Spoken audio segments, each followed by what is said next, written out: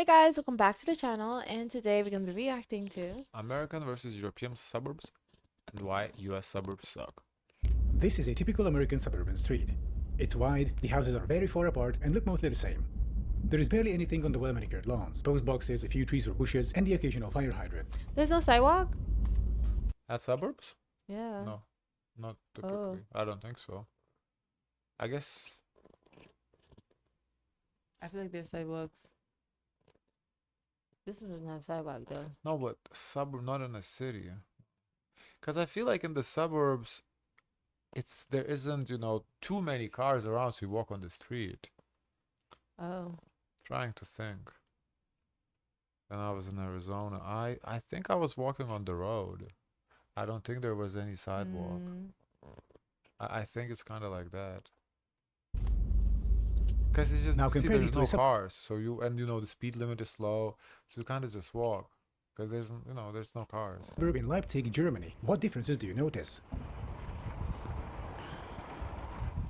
First off, there is stuff around you. The streetscape is very diverse and mentally engaging. In comparison, But the in American suburb suburbs, I looks don't like a think of desolate... like, I only think of houses.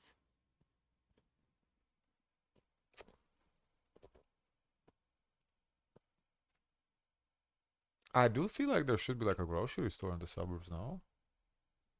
I know, because I feel like in the suburbs, when you're in the suburbs, you're in like just houses, and then you have to go out to get like groceries from the places where they have houses. Okay. urban wasteland. Also in the European suburb, the street is narrow, there is a 30 km/h speed limit, and the buildings are close together. Do notice the tram tracks. In this suburb, you can live car-free. If you want to go to the center, you can either take the tram or ride your bike for 20 minutes on dedicated bike lanes.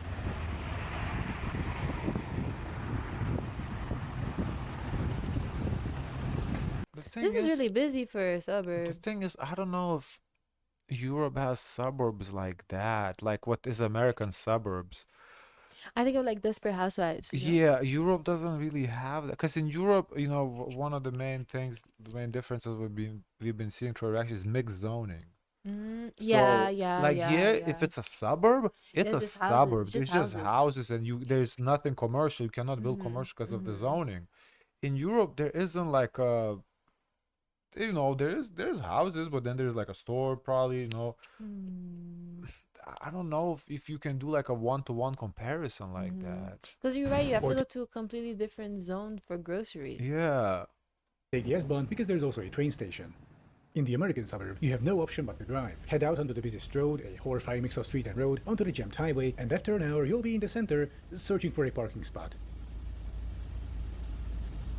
Okay, now we're exaggerating. You don't really have to go that far out of the suburb. It's probably like a 2 to 5 minute drive, You have right? to like Yeah, it's a drive, but like go, wherever you drive out from the whole yeah, suburb, and and then go that's on like the a main 2 minute street. drive usually. Yeah. Yeah, he's exaggerating now. No, that's once again in the middle of nowhere if you live.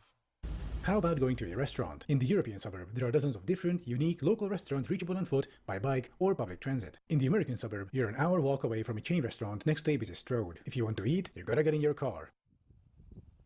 Well, if you want to eat, you have to get in your What if Yeah, car. Yeah. and nobody walking out of a suburb to a restaurant. That's just not happening. Children. In this European suburb, there are 3 schools close by. Kids can walk or bike there on their own and learn to be independent early on. In the American suburb, a child could get to school after 35 minutes of walking, mostly along a busy arterial road. Yeah, it just goes back to the zoning laws, honestly. Because, yeah, there is a The suburb. schools are close though. They're not far. Yeah, but a suburb is literally only where you live. Like, there's nothing else. There's a whole bunch of houses, but that's it because of the zoning laws. Because in the suburbs, you could get on the yellow buses, and you only can get on those yellow buses if you're 2 miles in away from the From the school. school, yeah. Yeah. Also having to cross a 6-lane road. And somehow, there's no crosswalk, so kids have to be driven to school every day by mommy and daddy. No, that's not true. The same goes for sports. Over here, kids can take a 10-minute walk to the nearest sports field or a 3-minute bike ride on calm, safe streets on their own. In the US, it's a 40-minute march through a maze of streets partially along a major transit artery. Gotta get in the SUV and let mommy drive you to practice. This is where the term soccer mom originates from, by the way. People lament today's children for being overly dependent on their parents, but in such neighborhoods, children don't have a choice but to be dependent. Otherwise, they cannot go anywhere. They are stuck at home. No, but this In is contrast, after school. For it's actually the ideal situation to have like your mom to be a part of the parents and teacher association, and they volunteer after school programs to help set up for the kids to play and to have community. So you grow up with your kids instead of, mom is at work. in European suburbs, kids can be let out safely to move around on their own, to go to places they want to, without the need for the mommy and daddy taxi service. Do note that yellow residential building on the left. That is a mid-rise. European suburbs tend to be a mixture of those and single or multi-family homes, like on this street.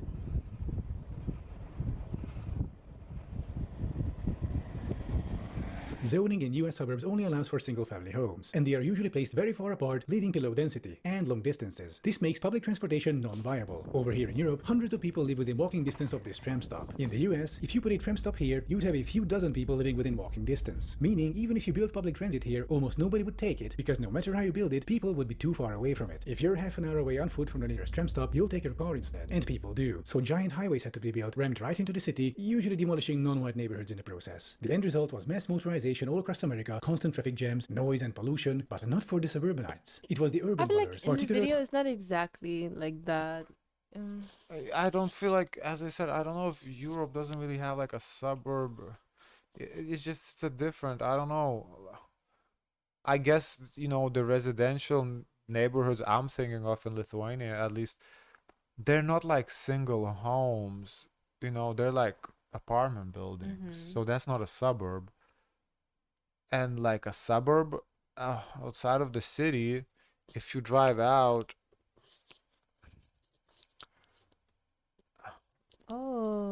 it's the buses do go there, okay. But what he's showing in the videos, to me, those are not like what suburbs would be like. I feel like in your childhood home is like a suburb.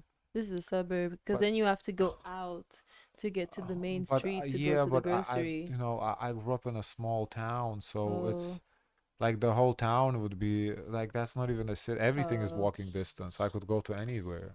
There isn't even a bus that runs through the town, like to go to other cities, but not inner city bus, like to go from one side. You walk. It's not a good. This is tough. Those who were poor, who had to live near high-traffic areas in cheap, low-quality housing. The suburbs also became a growth Ponzi scheme, where income from the suburbs couldn't cover future infrastructure overhauls, so the city had to expand and sell new properties constantly to get enough money to maintain what they already have. Not Just Bikes did a great video about this, link in the description. The suburbs and car-centric development were useful political tools in the 1950s to enforce a Christian conservative, white nationalist hierarchy within American society. Yes, that's true. That it was, the history of the suburbs. Where white men are on top, women are at home, fully dependent on their husbands, and where all resources are channeled towards the white middle and upper class in the form of billions in state subsidies. And the rest of society, poor people, non-whites, were left to fend for themselves in decaying urban centers, sucked dry financially by the parasitic suburbs around them. Car-centric planning became a weapon of choice for conservatives in order to maintain the unequal status quo. And this phenomenon isn't unique to America. In Europe, as our cities transition away from cars, the opponents of this change are almost always conservatives. While the incumbent Paris mayor campaigned on eliminating 50,000 parking spaces, her conservative opponent, who looks frankly diabolical even by French standards, wanted to halt decongestion measures. In Prague, a city overrun by cars, conservatives keep screaming about the cyclo-fascists ruining the city after a shadow is painted somewhere. Meanwhile, conservative district mayors are busy turning sidewalks into parking lots. In Madrid, the conservative city leadership cancelled the ultra-low emission zones, leading to local protests to bring them back. In Budapest, we have Orbán's far-right conservatives screaming about how there is a witch hunt against drivers by the new center-left mayor, and complaining how in inner-city Budapest it's almost faster to walk now than to drive. Even in Germany, Bavarian conservatives are dumping money into Italy is very interesting. There's some streets you're not allowed to drive on at certain times. ways while letting the rail network fall into disrepair. As a rule of thumb, in every city with decongestion measures, you also find conservatives screaming about the war on cars, the symbol of hierarchy in transportation, where the affluent suburban minority gets to occupy 80% of public space inside cities, compared to the more egalitarian space use of public transit and bicycles. God forbid you have to get out of your giant SUV of death and get on a tram with the peasants. Of course, upholding the conservative hierarchy isn't why suburbs are built today in the US. It's mostly just a necessary continuation of the Ponzi scheme that began with the first suburbs. Also, it's due to faulty zoning codes not allowing for mid-rise developments that would actually make more money for the city, including increase density, and make public transit viable. In Europe, our suburbs are mixed, with both mid-rises, single and multi-family homes. They're an organic part of the city and contribute fairly to the local budget. There is also subsidized, affordable public transit. All in all, it's more egalitarian. And if the US situation sounds depressing in contrast, as an American, there are things you can do to potentially help change things. If there is a local transit riders union, go join it. Look if there are any initiatives on the ballot for traffic calming, bike lanes, etc. No, it doesn't sound depressing to me. I mean, that's just what it is. I mean, it's just different. As I said, the only thing that could change it is just, if you change the zoning laws, that it could be mixed zone, that would be make it a little different. But the way the zoning is set up right now, you can't, there's nothing you can do. And, join local riders. I don't want to be riding no bus. I'm good. It's a big deal for the mixed zoning because it's hard for regular people to compete with investors, people who can pay commercial space and take over. Because when I see the zoning is for like families, just single family homes, it's kind of to create a disinterest for developers to take investment into that because it's going to take a long period of time to accumulate property, land to develop something bigger like townhomes, condos, luxury apartments, and whatnot. But they still develop. They're still gonna make money and develop. I think the thing with mixed base zoning is that you have. It's just imagine you live in a suburb and you want to do a quick run to a grocery store, like to like a quick 2 to 5 minute walk. You can't because you have to get in a car. But sometimes you don't want to go to drive, or maybe you drank. You're intoxicated. You can't. So no, a quick walk to the store if you need like milk or whatever. It would be cool if there would be like a grocery store just down the corner, but you can't go. So it's a little. Because I would be curious to know what is the difference between how many commercial properties are available than homes for people to actually purchase or to live or Because to on rent. there's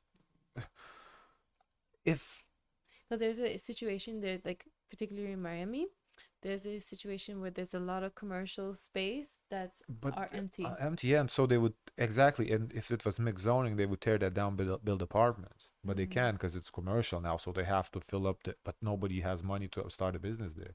It's it's too expensive because it's on the main road. It's considered like a premium location for a business because there's a lot of traffic going through.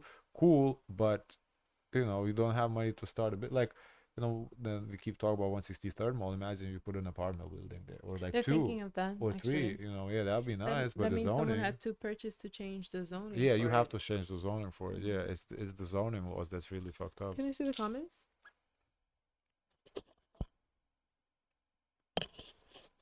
I was recently told by my manager, well, by a member on local city council, that there are usually not many people showing up to the meetings or even speaking. That therefore, if one person talks about a specific topic, there is usually not much attention. As soon as a second person advocates for the same idea, they start to listen. But if a third person brings up the same issue, council members get seriously anxious and afraid to lose votes, and therefore they will start to act. My point is, go to town hall meetings. You could be the second or third person. I would go. As someone who has lived in Europe my whole life, that drive around the suburbs was generally shocking. It felt more like a Gmod map than a place where people. I don't know what that is, Gmod map. As a kid, I never realized how much planning and arrangement of Vienna benefited my childhood development in contrast to other cities. My childhood would have been much worse quality if I didn't have the ability to visit friends, exploring, and go play sports on my own. Had I grown up in America, anytime my mom wouldn't be able to free me to drive, I have missed out on the learning experience. If you live in a city, no, but if you do live in a suburb, yeah, a little bit. But on the other hand, here you can drive at 16, so once you turn 16, you can kind of go to those places too. And you can't drive at 16? No, it's 18. 18. So yeah, Okay. that's. Guys, of course, let us know your thoughts. Don't forget to like, comment, and subscribe. Join the Discord. And as always, always, always, share as much kindness as possible.